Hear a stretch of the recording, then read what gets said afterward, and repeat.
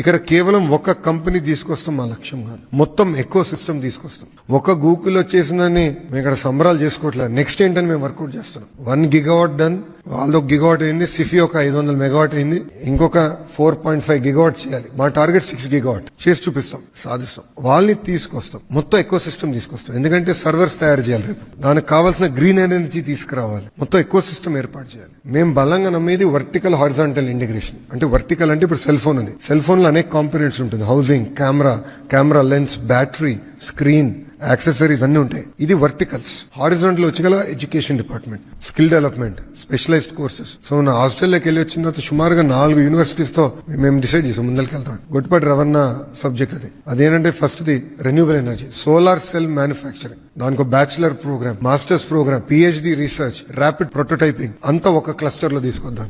James Cook యూనివర్సిటీతో aqua cluster, అదే అనేక యూనివర్సిటీస్ తో ఇక్కడ క్వాంటమ్ వ్యాలీ, గ్రిఫిట్ లాంటి అద్భుతమైన యూనివర్సిటీస్ తో స్పోర్ట్స్ ఎకోసిస్టమ్.